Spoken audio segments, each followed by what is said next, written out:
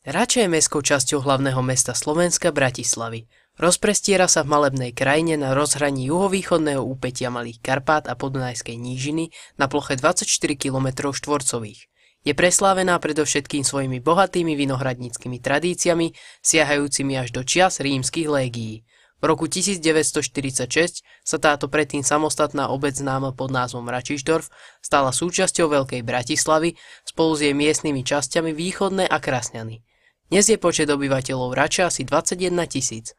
Najstarší známy písomný doklad o Rači pochádza z roku 1226. Je to darovacia listina, donácia kráľa Ondreja na osady Chure a Simberg, ktoré daruje zemanom Jánovi a Petrovi, synom Benjadika, Mikulášovi a Štefanovi, synom Reche. V písomných prameňoch o osídlení územia Rače z roku 1237 sa spomína osada Okol. Po vpáde Tatárov v 13. storočí ostala krajina úplne spustošená a vyľudnená. Zničenú krajinu prišli osídlovať na pozvanie kráľa spolu so slovanským obyvateľstvom i nemeckí kolonisti, ktorí prinášali so sebou nové poznatky, kultúru a remeslá. Zdokonalili techniky v pestovaní viniča, ktorý sa tu objavil už začias Rimanov. V 16. storočí sa tu po úteku pred Osmanmi usadili Chorváti. Skutočnosť, že aj najstarší obyvatelia, ktorí založili Račišdorf, boli vinohradníci, dokazuje to, že svoje obydlia stavali blízo vinohradov na úpätí svahov pohoria.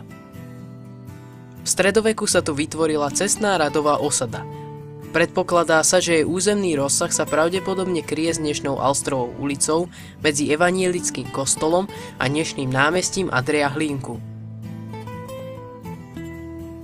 Pre Raču bola charakteristická hĺbková zástavba spoločných dvorov, ktoré tvorili prevažne štítovo orientované dlhé, nízke, väčšinou podpivničné domčeky a hospodárske stavby. Predpokladá sa, že tento spôsob výstavby v tých časoch súvisel s optimalizáciou platenia daní, nakoľko siaha do éry zavedenia tzv. Portálnych súpisov. Daň si vtedy delili medzi seba všetky rodiny bývajúce v domoch za danou bránou. Dvory boli v tých časoch otvorené, neoplotené a obývané viacerými rodinami.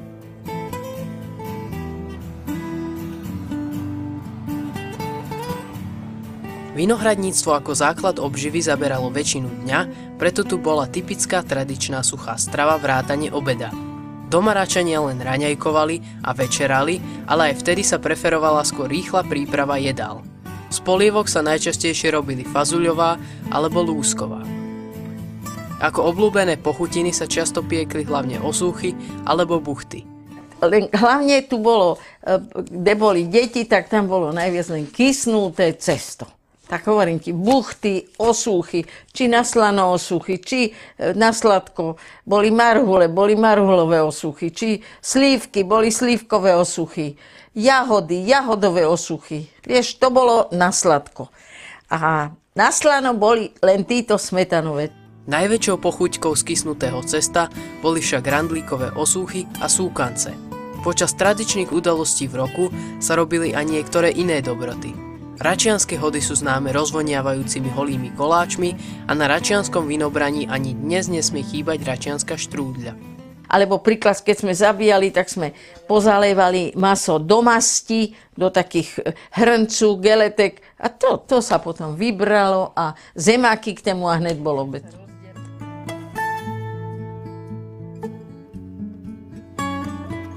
Artefakty kultúrneho dedičstva a ľudových tradícií sú sústredené a uchovávané v Račianskej izbe. V roku 1975 bola založená Račanská izba a táto Račanská izba bola v typicky račanskom dome, bolo to na Alstrovej ulici číslo 86. Bohužiaľ nemalo to dlhé trvanie, do roku 1979 to bolo akože v prevádzke, potom bola táto aj miestny odbor zrušený, aj teda Račanská izba. Až v roku 1998 bola zriadená ako táto konkrétna Račanská izba v priestoroch ako terajšieho obecného domu. Samostatnú časť expozície tvorí Vinohradnícke múzeum. Rača od nepamäti bola Rača vinohradnícka a vinárska. To znamená, že sú tam materiály aj teda exponáty, ktoré sa týkajú vlastne obrábania viniča a tiež všetkých prác okolo toho, náradia rôzne od najstarších až po súčasné, aj spôsoby, ako teda sa to hrozno spracováva a ako sa vlastne ten mok, zlaté víno, ako vyrába. Ohľadom rače vyšlo veľmi veľa takých ako materiálov, konkrétne aj teda knihy, aj písomné materiály rôzne. Takže toto predstavujeme v tejto našej ako časti etnografickej. Sú to ako rôzne dokumenty, rôzne písomnosti a samozrejme aj vlastne rôzne predmety. Úplne najcennejší je ornát. Je to dar od Márie Terezie. Račianska izba býva hojne navštevovaná počas račianskych hodov a vinobrania, o čom svedčia zápisy v pamätnej knihe. Celoročne však najviac slúži žiakom miestnych škôl k názornej výučbe o miestnom regióne, jeho pamiatkach a tradíciách. Ďalším múzeum v Rači je pamätná sieň generála Milana Rastislava Štefánika. V budove bývalej hasičskej zbrojnice sa nachádza zasadacia miestnosť plná veľmi zaujímavých predmetov. Nájdete tam vystavené zástavy, rôzne uniformy, knihy a množstvo rôznorodých dokumentov a fotografií z histórie Rače. O túto mimoriadnu zbierku sa dnes stará spolok vyslúžilých vojakov pod vedením Jozefa Moravanského. Okrem toho sa v Rači nachádzajú aj významné historické stavebné dominanty. Hlavnou z nich je katolícky farský kostol svätého Filipa a Jakuba. Údaj je 1309, najstarší, ktorý sa nachádza, a je to jestvovanie veže. Čiže tá väža mohla byť postavená skôr, je to masív, ktorý má dva bočné múry, 1,50 m. Je vysoká 33 metrov bez krížov. Kríže sú ešte do 7 metrov vysoké. Zasvetenie farského kostola svätým apoštolom Filipovi a Jakubovi sa uskutočnilo 1. mája 1844. Farár Moritz Alster už od svojho príchodu zamýšľal zväčšiť kostol, ktorý kapacitne nepostačoval, čo konštatovali i vizitácie. Jeho zámer sa mu podarilo uskutočniť až v roku 1888, keď dal kostolnú loď pridĺžiť o 8 metrov a o meter zvýšiť. Celú prestavbu a obnovu uskutočnili za 1 rok. V kostole sa vďaka jeho bohatej histórii nachádza množstvo nádhernej a vzácnej sakrálnej výzdoby. Po vstupe do tohto pozoruhodného objektu návštevníka zaujme hlavný oltár z karhatského mramoru z roku 1949, 5 nádherných vitrážnych okien so sakrálnou tematikou z roku 1896, sochy, nástenné obrazy, baroková kazateľnica zo začiatku 18. storočia a 2 pamiatkovo chránené barokové bočné oltáre z približne rovnakého obdobia a aj ďalšie pozoruhodné a vzácne sakrálne predmety. V exteriéri pri kostole je tiež umiestnená cenná socha svätého Jána Nepomuckého, pôvodne stojaca na námestí. Ku katolíckym sviatostiam sa viaže i kaplnka svätej Anny. Jej vznik je datovaný do záveru 17. storočia. Vyniká zachovanou dvojkrídlovou kovovou bránou s mrežou a sochou svätej Anny s Pannou Máriou ako dievčatkom. K ďalším výrazným stavbám starej Rače patrí evanielický kostol. Po osamostatnení račianskej evanielickej obce od Bratislavskej bolo potrebné postaviť pre veriacich kostol. Ten bol dostavaný v roku 1835 len za 9 mesiacov od položenia základného kameňa. Svätostánok v klasicistickom slohu bol pôvodne bez veže. Tu pristávali v roku 1905 za pôsobenia farára Ota Šulceho. Na väžu v auguste toho roku umiestnili 3 zvony ako dar obetavých veriacich.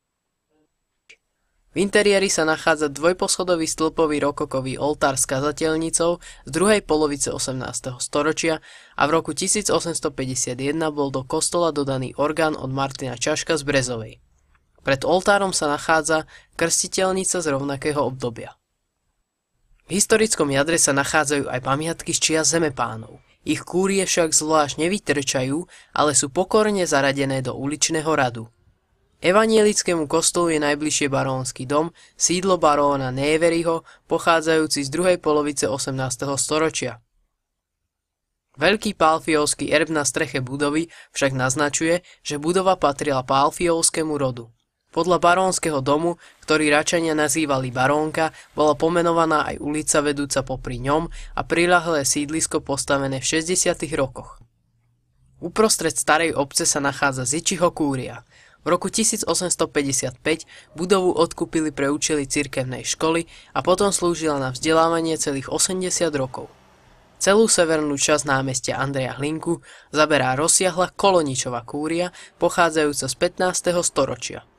Jej majitelia sa veľmi často menili.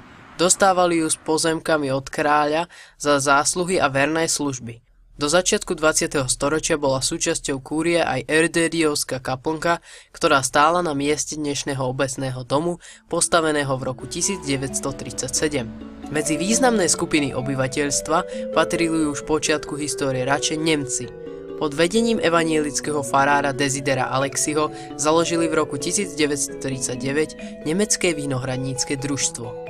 V roku 1943 si postavili impozantnú dvojkrídlovú budovu, dnes známu ako Nemecký kultúrny dom.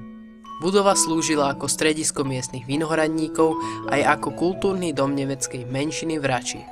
V rokoch 2008 až 2010 prešiel objekt čiastočnou rekonštrukciou. Po slávnostnom otvorení sa stal hlavným kultúrnym stánkom v Rači. Ponúka množstvo zaujímavých kultúrnych a spoločenských podujatí ako Račišdvorský bál, divadelné a interaktívne programy pre deti, divadelné pondelky, kino a tanečné zábavy.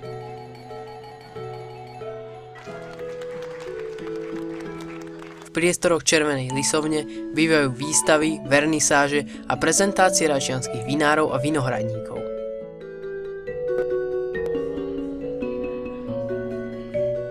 Pod objektom sa nachádzajú aj prekrásne starodávne klenbové pivnice so zachovanými maľbami s vinohradníckou tématikou.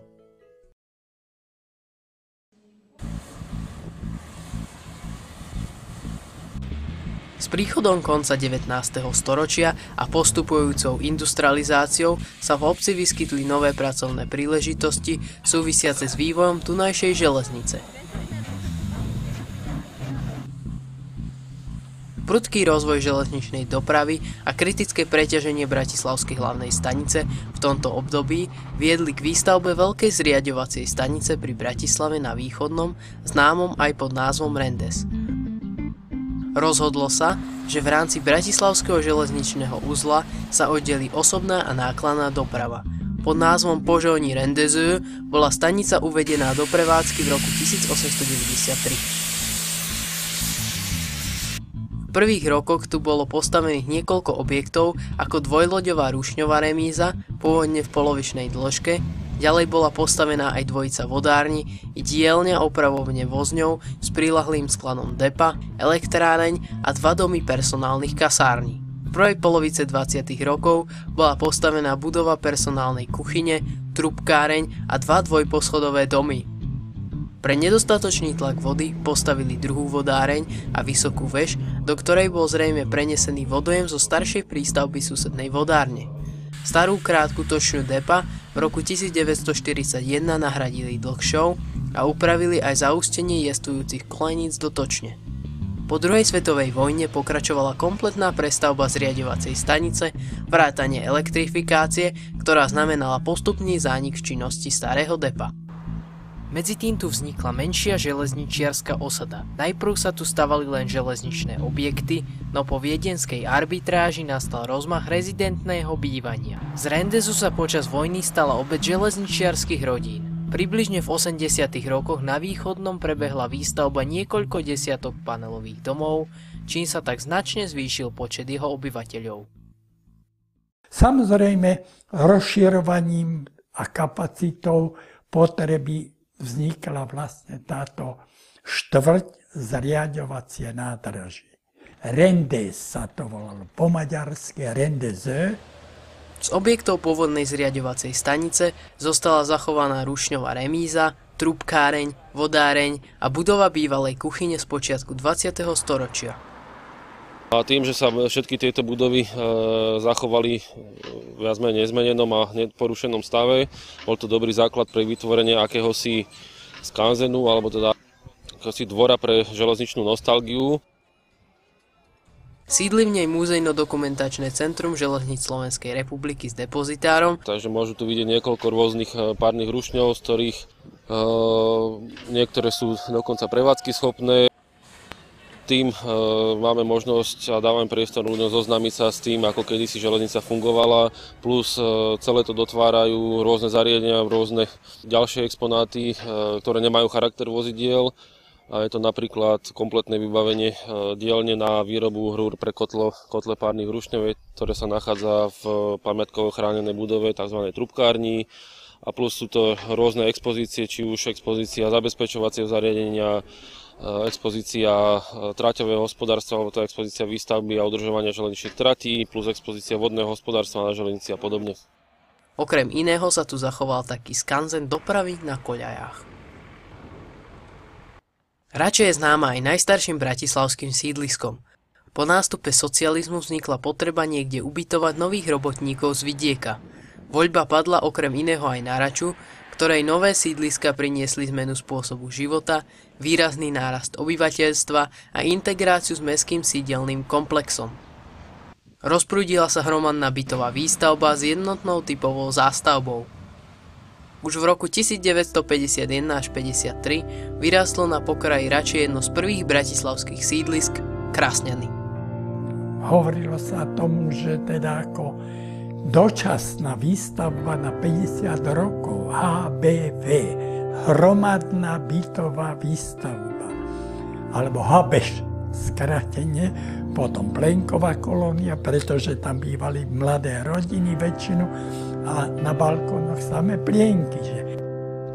Architektonicky pestrejšie pôsobí novšia časť tohto sídliska, vybudovaného v rokoch 1955 až 1960 v priestore Peknej cesty, Cibrichovej a Karnárovej ulice. Prílev obyvateľstva spôsobil, že sa definitívne preťažila autobusová doprava a preto sa rozhodlo o predĺžení električkovej trate z Gaštanového hájika až do Rače. Prvé električky začali na novej trati premávať v roku 1965.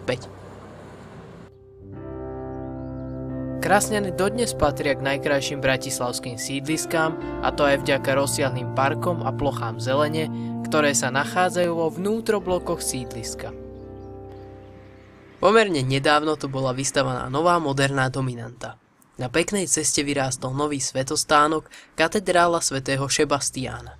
Jeho história sa začala písať už v lete 1995, keď už dnes blahoslavený pápež Ján Pavol II pri svojej pastoračnej návšteve Slovenska posvetil prvý základný kameň chrámu.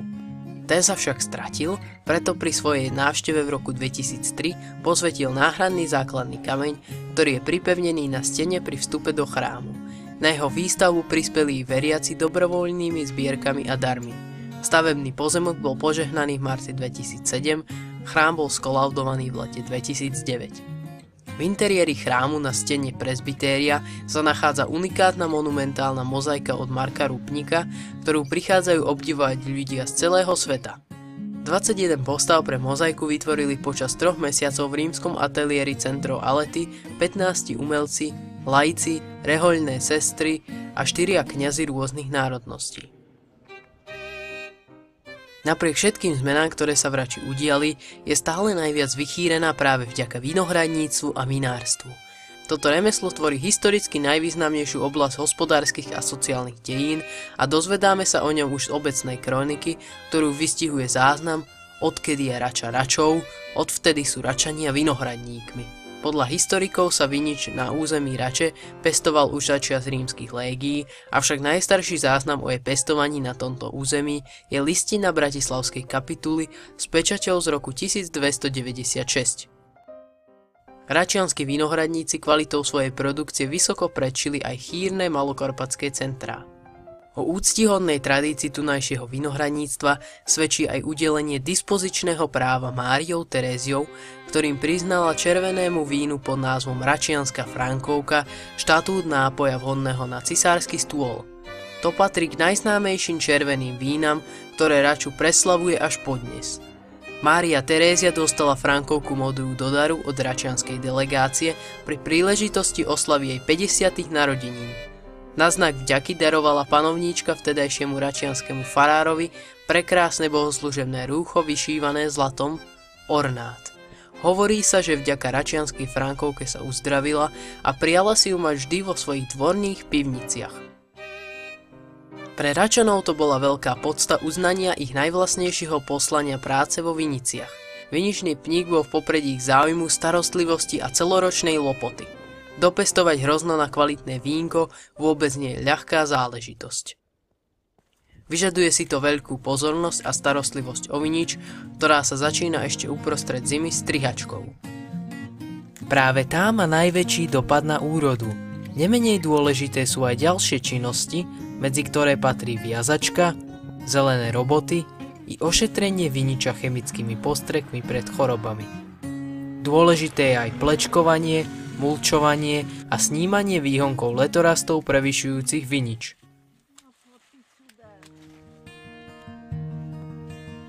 Najočakávanejšou prácou vo vinici bola a stále je oberačka. V tejto zemepisnej šírke prebieha zber hrozna od konca augusta u skorých odrôd približne do konca novembra u tých neskorých. Obrané hrozno je treba spracovať deň jeho zberu. Tým sa nielenže zamedzí zapareniu suroviny a premnoženiu nežiaducej mikroflóry, ale je to aj jeden z predpokladov kvalitného spracovania produktu. Ďalším dôležitým krokom po zbere je oddelenie strapiny od bobúľ, ktoré sa potom rozomelú. Proces veľkovýroby v Rači uskutočňuje akciová spoločnosť Vila Víno Rača. Z celkovej výmery viníc tu obhospodaruje približne 106 hektárov. Je pokračovateľom tradície jednotného roľníckeho družstva. Pôvodne poľnohospodárske družstvo vzniklo v októbri 1949 ako družstvo menšinové. V roku 1958 sa utvorilo celoobecné družstvo. Všetkých 2100 malých vinohradníckych parciel starých kolových viníc si však vyžadovali ťažkú ručnú prácu a najmä veľa pracovných síl. Bolo ich treba prebudovať na nové s možnosťou využitia mechanizácie a efektívnejšieho hospodárenia. A tak od roku 1960 družstvo postupne zakladalo nové vinice s drôtenkovou opornou konštrukciou. Počas privatizácie majetku sa tieto vinohrady vrátili pôvodným majiteľom. Dnes je aktívnych viacero vinohradníkov a vinárov, ktorí sa postupne zviditeľňujú a zmáhajú aj vďaka podpore mestskej časti. V roku 1998 vznikol Račiansky vinohradnícky spolok, čím sa obnovila historická tradícia spolčovania sa vinohradníkov a vinárov v Rači. Cieľom spolku je napomáhať trvalému rozvoju vinohradníctva a vinárstva ako súčasti račianskeho dedičstva. Niektorí členovia nášho vinohradníckeho spolku sú mladí chlapci a púšťajú sa do takých odvážnych prác, ako je výsadba, obnova vinohradov, takže to ma veľmi teší a dúfam, že to vinárstvo tu nás sa takto aspoň zachová. Máme v Rači pôdu, ktorú nemá nikto v Európe. Proste robia sa tu, z toho teroáru sa tu robia veľmi pekné vína, či už červené, či biele. Jedinečná pôda nie je len môj názor, ale samozrejme vidíme to aj keď chceme vysadzať vinohrady. Chýbajú nám na to podpníky, čiže nevieme zohnať originál podpník do tejto zemi. To zloženie tej zemi, ktoré my tu máme, toho podlažia, je tak špecifické, že ho nikto nerobí. Na tento účel založili vo farskej záhrade v spolupráci s mestskou časťou genofond Frankovky Modrej.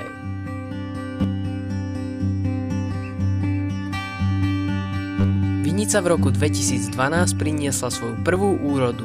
Genofond slúži na zachovanie tradície a kvality genetického materiálu Račianskej Frankovky Modrej.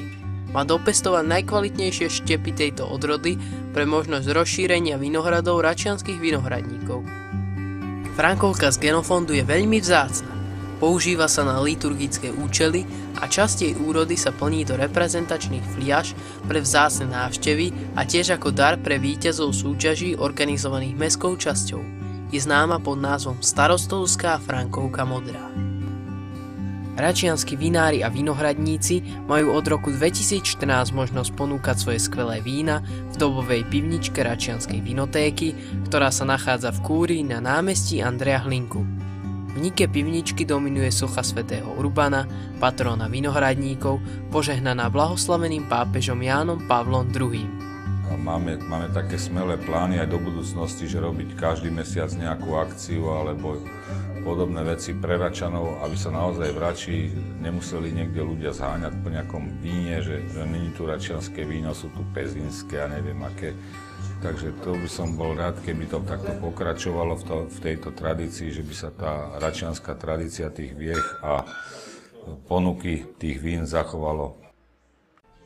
Z iniciatívy Račianskeho vinohradníckeho spolku sa v priebehu roka organizuje aj viacero podujatí.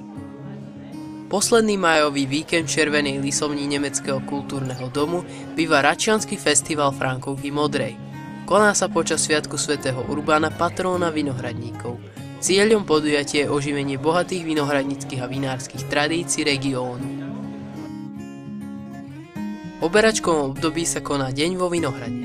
Račianski vinohradníci sa ho pravidelne zúčastňujú už od roku 2011. Majú možnosť sa tam stretnúť s konzumentmi lahodného moku priamo v teréne vo vinohradoch.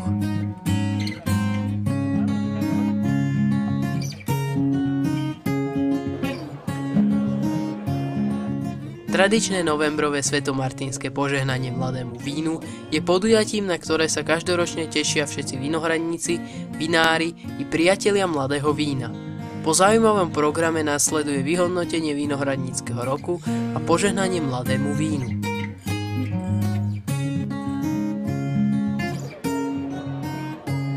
Podujatie vrcholí ochutnávkou z úrody mladých vín s kvalitnými a chutnými slovenskými syrmi.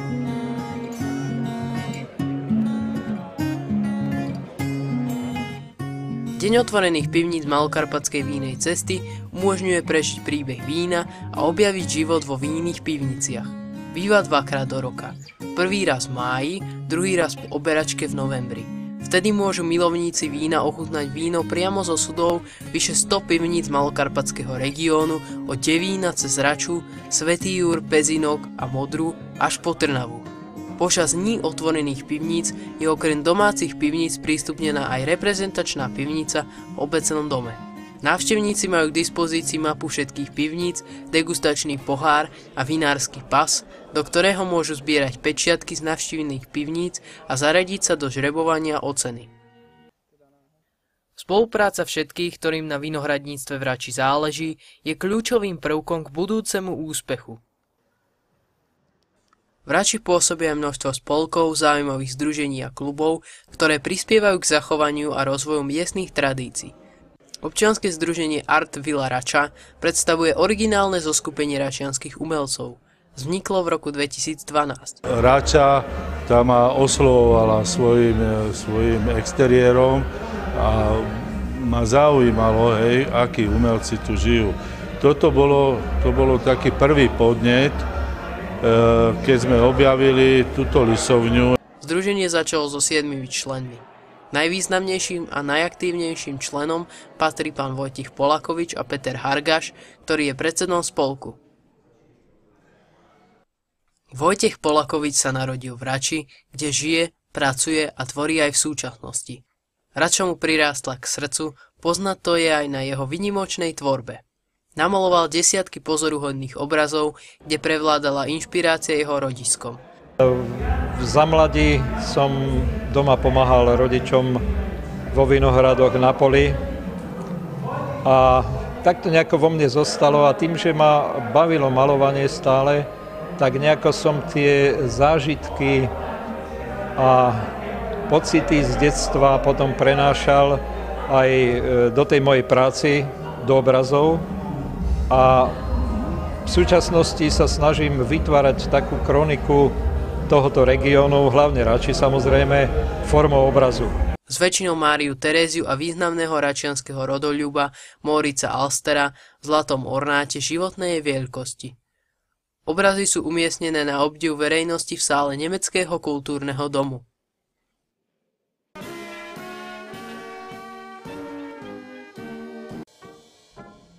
K najvýznamnejším uchovávateľom a šíriteľom ľudovej hudby patrí dýchová hudba Račianka.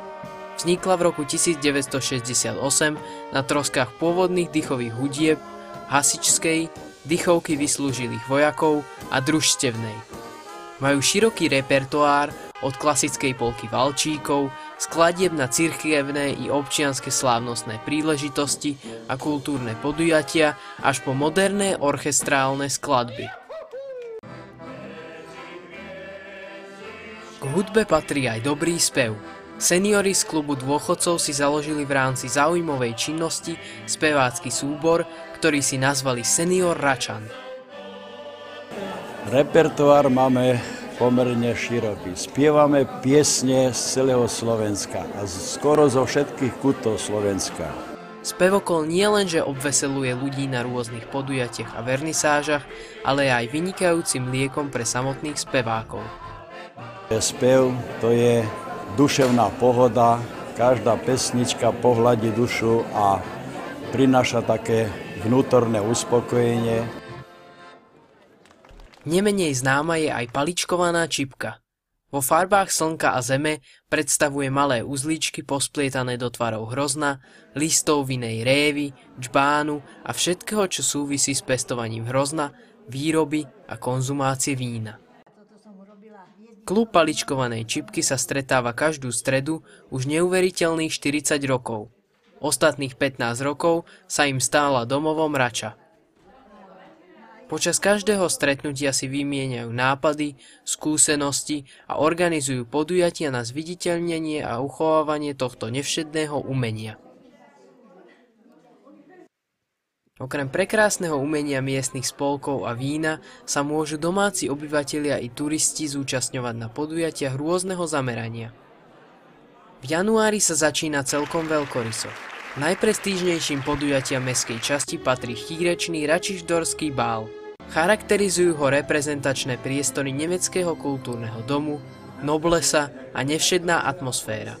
Každoročne je ladený do inej témy, podľa ktorej je zariadená detailne premyslená výzdoba. Bál tradične otvára valčíkom starosta s manželkou.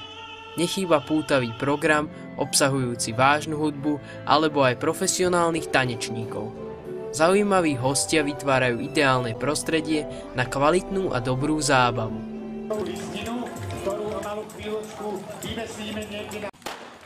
Koniec apríla je spätý so športovými podujatiami. Pre nadšených bežcov sa koná račiansky polmaratón a desiatka. Sú to celorodinné bežecké preteky o víťazný pohár, určené pre registrovaných i neregistrovaných bežcov. Vedú z historického jadra cez Vinohrady Rače, Vajnor a Svätého Jura až k pustému kostolíku.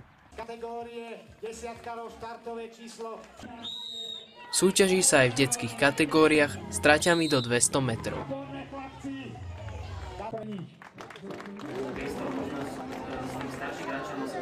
K obľúbeným kultúrnym podujatiam patria hody. Konajú sa v 1. májový víkend na počesť zasvetenia farského kostola jeho patrónom svätému Filipovi a Jakubovi. Sú tým najlepším miestom na degustáciu pravých račianskych vín z pivníc miestnych vinohradníkov a vinárov i ochutnávok špeciály domácej kuchyne. Podujatie sa teší veľkému záujmu miestnych obyvateľov i návštevníkov z okolitých miest a obcí. Každoročne do Rače priláka 10 000 návštevníkov. Račianske hody sa tradične začínajú hodovým budíčkom, keď dychovka Račianka v sobotu ráno o 8 hodine zobudí starostu Rače vyhrávaním pod jeho oknami. Na slávnostnom otvorení nikdy nechýbajú tradičné hodové holé koláče z dielne račianskych kuchárok upečené podľa starej račianskej receptúry. Na svoje si prídu nielen domáci, ale aj turisti, ktorí okrem rozvoniavajúcich stánkov s občerstvením na každom kroku nájdu aj stánky plné rôznych dobrôt, dobrého račianskeho vínka, ľudovo-umeleckých predmetov či výrobkov z prútia, dreva alebo kože. Oživením hodových slávností býva súťaž o najlepší hodový koláč, v ktorej gazdinky predvádzajú svoje umenie v pečení. Okolo idúci sa zastavia a zotrvajú v reprezentačnom stánku mestskej časti Račianskom chotári, ktorý okrem ľudovej hudby a pohodovej atmosféry ponúka aj miesto na degustáciu pravých račianskych vín.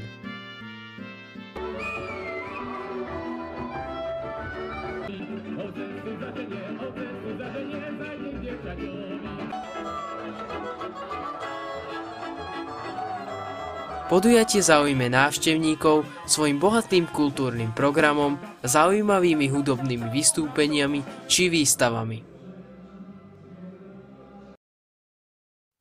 V predvečer 1. mája stavia mestská časť v spolupráci s miestnymi organizáciami a spolkami pre miestne dievčence máj ako symbol jary, zelene a nového života.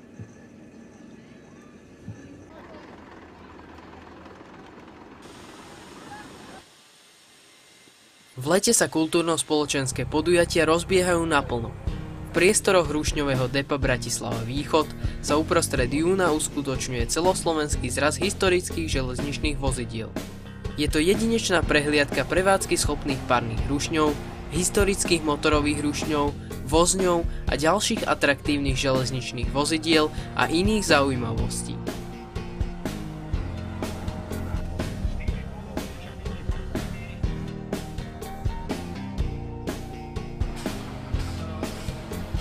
Podujatie organizujú Železnice Slovenskej republiky v spolupráci so Železničnou spoločnosťou Slovensko a slovenskými klubmi železničnej nostalgie za významnej podpory ďalších subjektov. V rámci programu je pripravené defilé rušňov, prezentácia modelových koľajísk a záhradnej železnice, vyhliadkové jazdy párnymi vlakmi, medzinárodné prezentácie a predaj suvenírov a železničných modelov.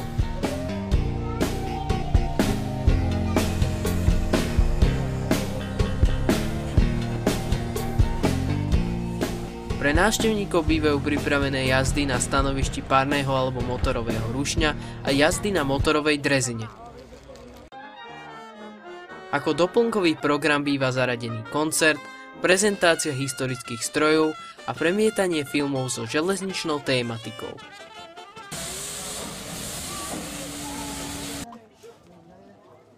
Tradičné septembrové oberačkové slávnosti Vinobranie sú trojdňovou oslavou ťažkej a namáhavej práce vinohradníkov a vinárov, ktorá do Rače pritiahne desiatky tisíc domácich i zahraničných návštevníkov na kvalitný račiansky burčiak, mušt, vínko, vynikajúce račianske špeciality či tradičné remeselnícke a ľudové umelecké výrobky.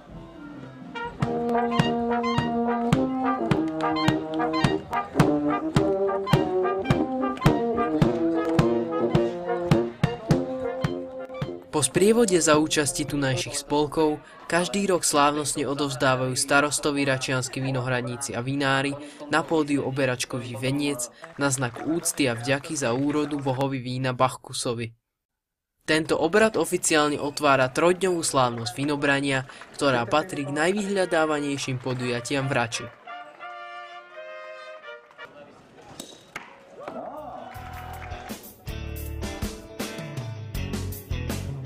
Trasa Vinobrania s rozmiestnenými stánkami vedie uličkami od Nemeckého kultúrneho domu cez Barónku, Alstrovú ulicu, Knížkovú dolinu, Jurkovičovú ulicu až po Detviansku a časť Rustaveho ulice.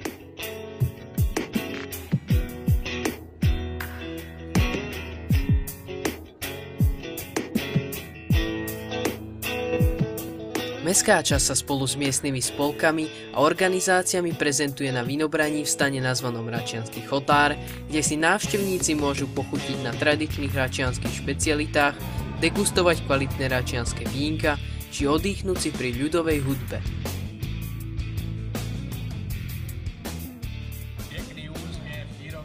Bohatý sprievodný kultúrny i športový program sa pripravuje pre všetky vekové kategórie. Pred Nemeckým kultúrnym domom je program zameraný na rodiny s deťmi a seniorov. Mládež si príde na svoje v amfiteátri v Knížkovej doline.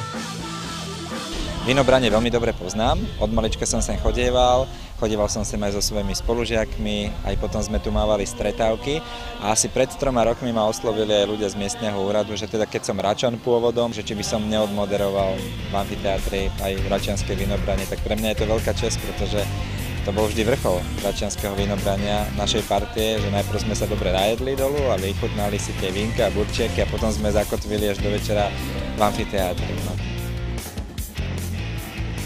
Každý rok sa organizátori postarajú o to, že sú tu vždy zaujímaví umelci, interpreti, skupiny a že je to všeho chuť. Boli tu veľké Tublatanka nedávno, spievali tu Hexáci, tento rok sme videli a uvidíme napríklad Gladiátor alebo Peter Bič projekt.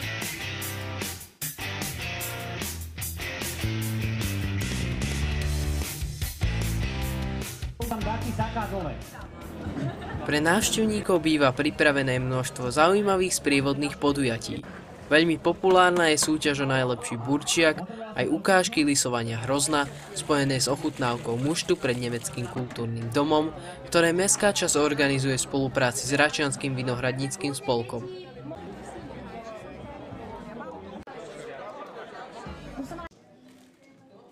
Nechýbajú ani súťaže a zžrebovania o atraktívne ceny, ani vernisáže a výstavy vybraných umelcov. Nechýba ani výstava tvorby šikovných žien z klubu paličkovanej čipky a výstava chutného ovocia a zeleniny od miestnych pestovateľov a záhradkárov.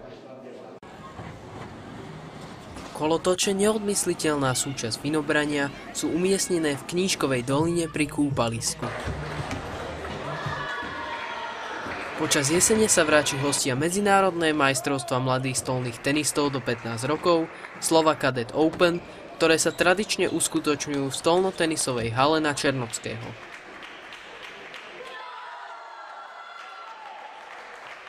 Napínavého športového zápolenia sa zúčastňujú dievčatá a chlapci z takmer 30 krajín sveta.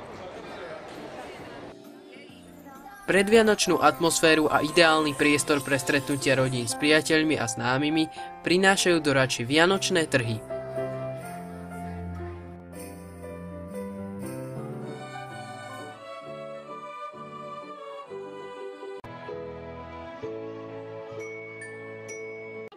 Sú spojené s príchodom Mikuláša a radosťou detí z mikulášskej nádielky.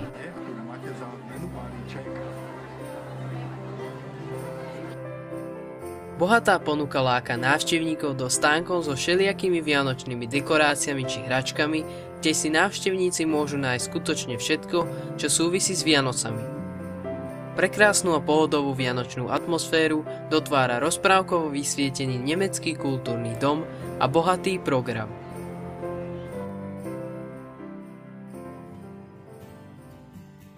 Jedinečná poloha na svahoch Malých Karpát poskytuje okrem vinohradníctva a vinárstva aj široké možnosti pre športové vyžitie a rekreačné aktivity. Vďaka dobrému dopravnému spojeniu s centrom Bratislavy a dopravnými uzlami môžu Raču využívať turisti ako nástup na turistické trasy do Malých Karpát.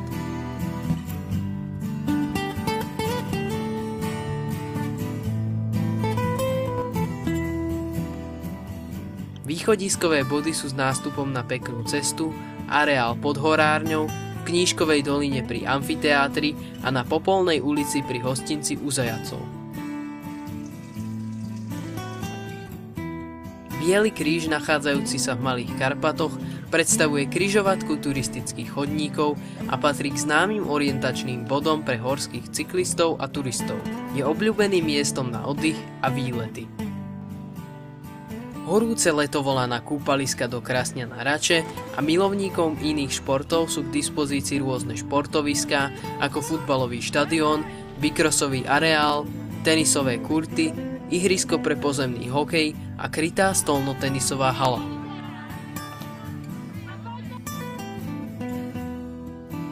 Od konečnej stanice električiek Komisárky Rača v spolupráci s Fajnormi a Svätým Jurom realizovala projekt Malokarpatsko-šúrskej cyklomagistrály Jurava.